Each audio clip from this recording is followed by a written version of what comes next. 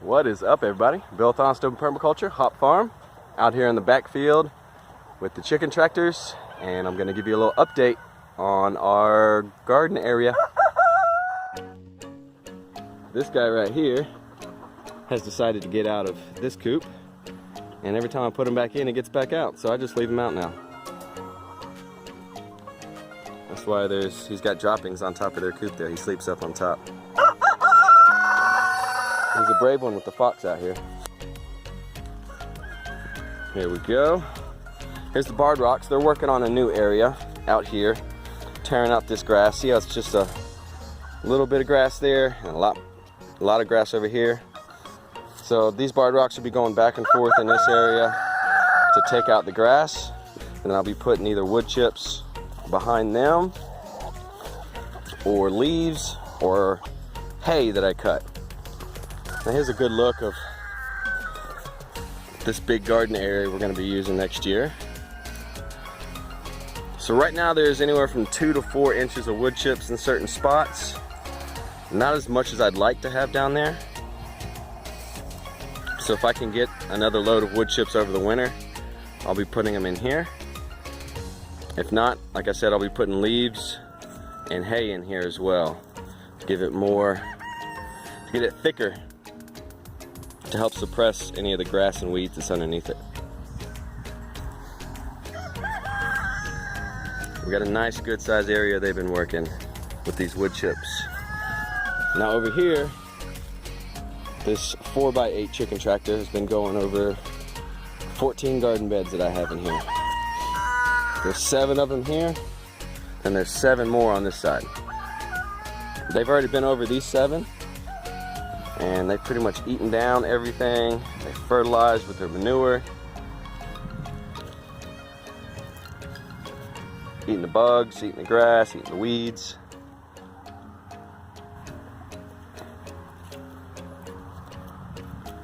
So they're doing a good job.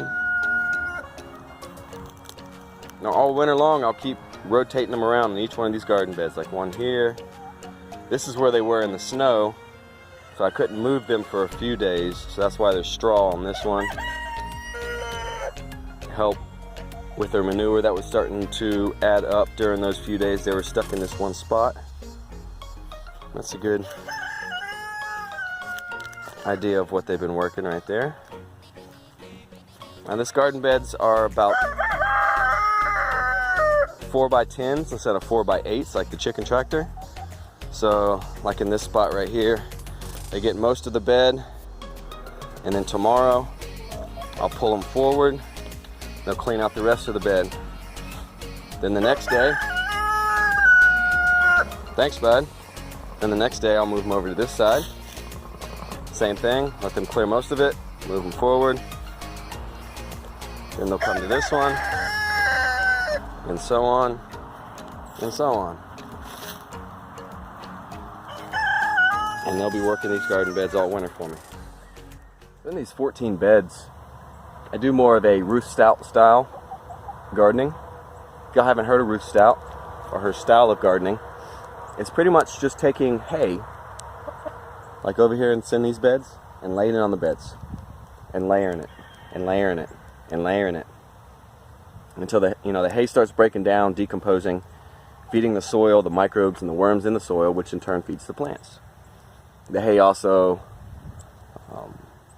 helps suppress the weeds, so you don't have to do as much weeding or any weeding at certain points. Once you have been doing this for years and years and years, you keep laying down the hay, keep weeding here and there. Eventually, you're not going to have any weeds, as long as you're not throwing hay with seed in it. It's a big thing. If you're cutting the hay yourself, just cut grass. Make sure you cut it before it goes to seed, because you don't want to be seeding your garden beds with all this grass that's growing all around. And these guys are working the Roost Out garden beds. So if you haven't heard of Ruth Stout, I'd recommend doing a little research, especially on YouTube. She's got videos all over YouTube. I don't think she's with us anymore, as far as alive on this planet, I mean. She came up with this method a long time ago, years and years ago, and it just hasn't caught on, and I don't understand why. I guess it hasn't got out there. People don't know about it, about the Roost Out method. People would rather take their grass clippings and throw them away and give them to the city and let them do something with them instead of throwing them in a certain garden area and then using it. You want to say hello, chickens? Hey, pretty chickens. And here there's Rhode Island Reds and Golden Lace Wyandottes. Those Golden Lace Wyandottes were supposed to be Orpingtons. When I went to Tractor Supply, I was like, yeah, let me get 6 Orpingtons and 6 Rhode Islands. And they grabbed me 6 Golden Lace Wyandottes, which they're pretty. I don't mind. They're pretty birds.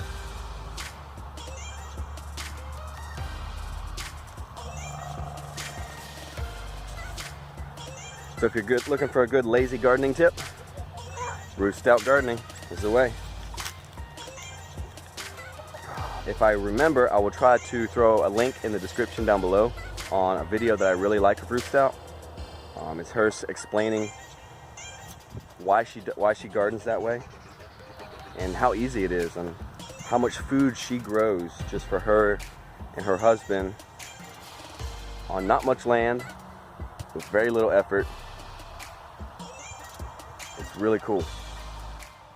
Now with the wood chips, this style of garden is more commonly known as the Back to Eden style garden, where the hay is Roost Out style, the wood chips are Back to Eden style. It's pretty much the same concept. The wood chips are going to break down, feed the soil, the microbes, the worms, which in turn feeds the plants. The wood chips act as a weed suppression. They help prevent moisture from evaporating, so you don't have to water or water as much. And see, they do take longer to break down than the straw. That's one difference about the wood chips besides the Roost Out garden. The hay, they take longer to break down.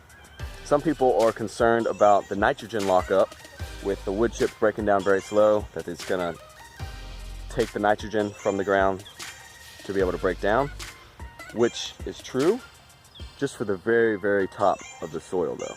Okay, the top ½ inch, maybe inch of the soil may be a little deficient in nitrogen. So how do we fix that? What do we do about that? Well, we don't plant in that top ½ inch to inch soil. When we go to plant in this, what we're gonna do is we're gonna move all these wood chips aside.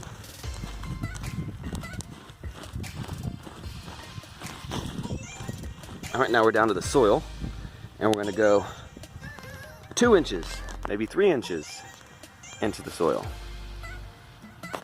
Instead of planting in that first inch or so, you dig down deeper, you plant in that. That way your plant doesn't have to fight the wood chips for the nitrogen that it needs.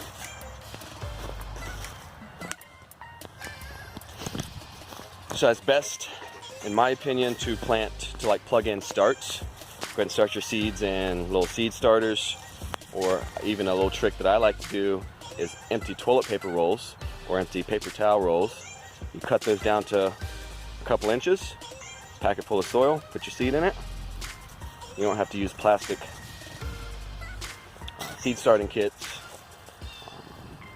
Most of us use toilet paper that have toilet paper rolls, so it's a byproduct that we're just going to be throwing away anyways that we can use. And also they're easy to plant. It's just cardboard. You can actually take that little cardboard piece, plop it right in the ground if you wanted to. Maybe cut a couple slits in it so the roots can come out easier. But that cardboard's going to decompose. So here's our Back to Eden style. And back here we've got our Roost Out style. Now I don't think there's a specific name for using leaves, not that I've heard of anyways. It's like a Roost Out or a Back to Eden garden method. Maybe we can coin our own. The William Nelson style with leaves. Alright y'all, if you enjoyed this video, make sure you give me a like, a subscription, and hit the little bell notification so you know every time we put a video out. Alright guys, later.